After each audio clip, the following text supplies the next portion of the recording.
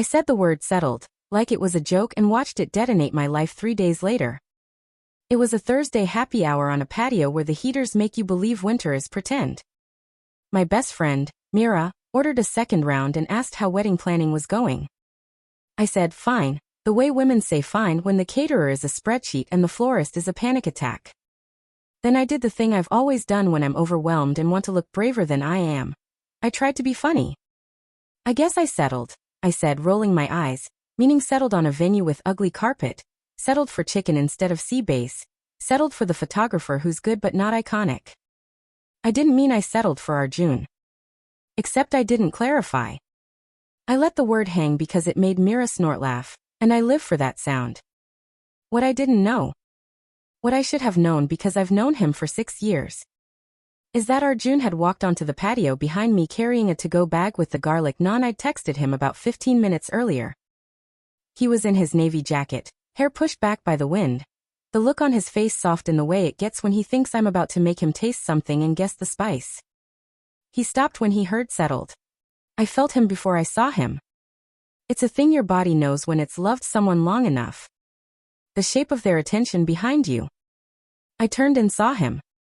Saw the microsecond of confusion, the longer second of understanding, the swift retreat to neutral. He stepped forward anyway, placed the bag by my elbow, and said, "You're naan," as if we were coworkers in a break room. To Mira, "Nice to see you." To me, "I'll be home." No rus. He kissed the top of my head. Habit, choreography. And left. I reached for his sleeve, but my fingers found air and embarrassment. "Babe," Mira started, but I was already packing my guilt back into my throat. "He knows me," I said like a prayer. "He'll know I didn't mean him." He knew me well enough to know I don't say words by accident. At home, he was polite and quiet in a way that felt like walking around a sleeping animal. He set the naan on a plate, asked about my day, and cued an episode of the show we always pretend to follow. He did not mention the patio. He did not summarize the look I put on his face. I should have said it then. I meant the venue, not you. I should have made it stupid clear. Instead, I stacked plates like they were excuses, and told myself I'd apologize when I could do it without crying. 3 nights later, on Sunday, I fell asleep on the couch with my laptop open. I'd been compiling a mood board.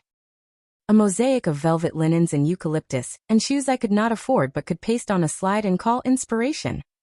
My messages app was open in a small window. Arjun carried me to bed, because for all the friction, he is still the person who won't let my neck kink itself into pain. He set my laptop on the coffee table. The little message preview at the corner of the screen pinged. It was Mira, from earlier that afternoon. "Mira, you sure you're not marrying safe though? Me safe is safe. Some days I want fireworks. Mira, he's good to you. Me, I know. Sometimes it feels like being wrapped in a weighted blanket when I wanted to sprint." Arjun didn't snoop. He didn't break a password. My messages mirror to the Mac, because I asked him to help me set it up last year when I got tired of typing with my thumbs. He bent to close the laptop, and the words I planned to never say out loud lit up like a sign. I woke up to an empty house the next morning, and a Gmail notification. Subject: pause/boundaries/wedding vendors. I heard what you said Thursday. I saw the messages Sunday. I'm not going to ask for more context. I believe you. I've asked our planner to pause all vendor activity for 10 business days. I'll handle the calls to my side of the family. Please call yours. Please don't call or text me. Email only. If there's a true emergency, subject urgent. I'll stay at my brother's for the week. I'll pick up clothes/personal items Saturday 10 to 12. If that doesn't work, propose 2 windows. If you prefer a civil standby, I'll arrange it. I'm not interested in punishing you. I'm interested in clarity. The word settled means you want something I don't provide. That's okay. It also means I'm not the person you should marry. It wasn't loud. It was antiseptic. Which is worse in a way. There's no foothold in decency. You can't perform against it and win. I typed "I didn't mean you" and deleted it. I typed "you are not safe, you are everything" and deleted that too because it sounded like a Pinterest board with a head injury. I typed, "I'm sorry." I meant the venue. The food. All the compromises. Not you. Please let me explain in person. He didn't respond. What do you do when you've been engaged for 3 months, and the person you love believes you love him less than the idea of fireworks? I drove to his brother's building and sat in the parking lot like a ghost. I watched the door, pretending we were in a rom-com, and this is where he would walk out, see me, and choose the version of me who says everything right on the first try. He didn't come out. A delivery guy did, with 5 pizzas balanced on boxes like a dare, and I realized I was ridiculous. Instead, I called my mother. She said, "What did you actually mean?" in the voice that treats me like an adult. I told her, honestly, that sometimes I miss the adrenaline of being looked at by someone who doesn't know me yet. I told her Arjun makes the coffee the night before and leaves a love note on the filter, and sometimes that looks like a gentle life, and sometimes it looks like a quiet surrender. I told her I'm ashamed of my own shallowness. She said, "Beta, security is not the absence of passion. It's the ground on which passion doesn't burn the house down." Then she added, "Because mothers can be both kind and sharp. If you wanted fireworks, you should have lit your own." Mira texted a 12-paragraph apology, and a voice note that was 80% exhale. I told her it wasn't her fault I used the wrong word. She said, "It might not be the wrong word if it fell out of your mouth so easily." I hate how right she can be. Arjun's sister, Priya, called me Wednesday. "I'm not a messenger," she said, "but I'm also not going to let you spin. He is hurt. He is not dramatic. He will not smear you. He will also not marry someone who thinks he's the weighted blanket she tolerates." I asked if he would meet me. She said, "He said he will hear you once, with a third party present. After that he decides." Thursday, an email from Arjun. Subject: one conversation. Ground rules. We can meet once with a counselor. I'll cover the session. No wedding talk. No body blows. One goal. Do we want the same kind of marriage? If yes, we proceed. If no, we cancel with minimal drama. Ground rules. No minimizing what you said. No trying to context it away. No interrogating why I looked at the messages. Your iMessage mirrors to the Mac. I wasn't hunting. I will not engage in blame gymnastics. Propose times. I proposed Saturday at 3. He replied with a Zoom link to a couples counselor his friend recommended.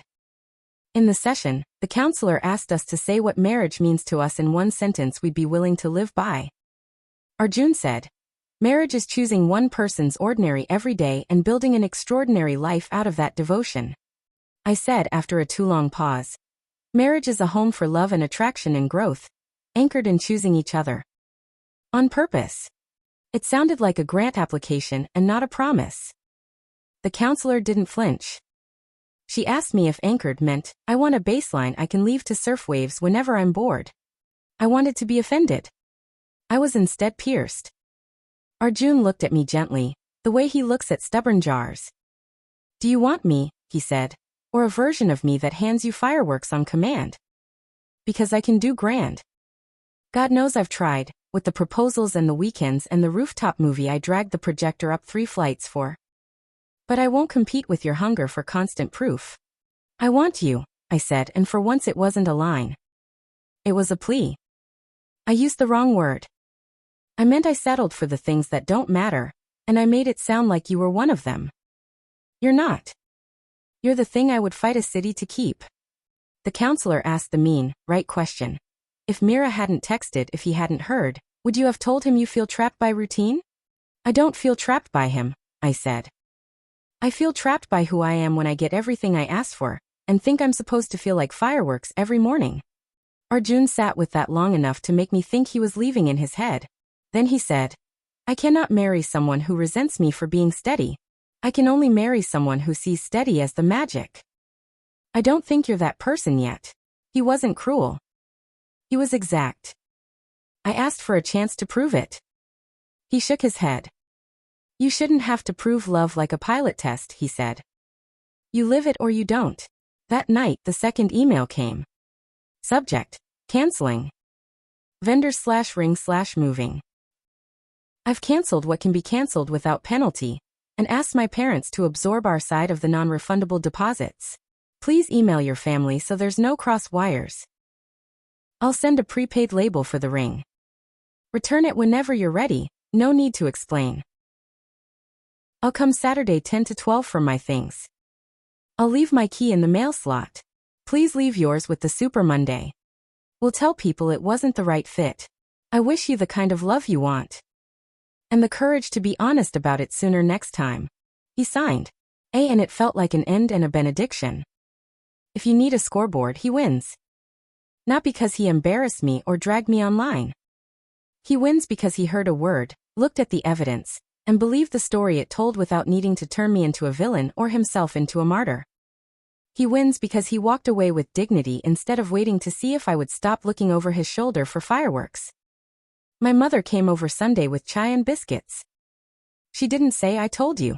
She said, when you meet the next good man, use the right words the first time. And when the life is calm, don't confuse it for settling. Calm is often what the burned ask God for. I folded into her the way I did when I was 8 and terrified of thunder, and thought the sky was ending. She rubbed my back and said, you chose a weighted blanket once in the dark. You thought you needed lightning to feel alive. You are the lightning, Beta. Learn to aim. The dress is still in its garment bag. The venue deposit email lives in my inbox, polite and final. I still wake up reaching for the chai mug Arjun used to leave on my nightstand on Sundays. I am learning to boil water for myself and not set the kitchen on fire with longing. I did not settle for Arjun. I slipped, with my words, and he refused to slip with me. That's his victory. And the lesson I don't get to forget. Hey everyone, thanks for watching. She joked she settled, and when he saw the messages he didn't scream. He paused the wedding and walked away with dignity. Use the right words the first time, and don't confuse steady for boring. If you liked this video, please subscribe for more. Thanks and see y'all tomorrow.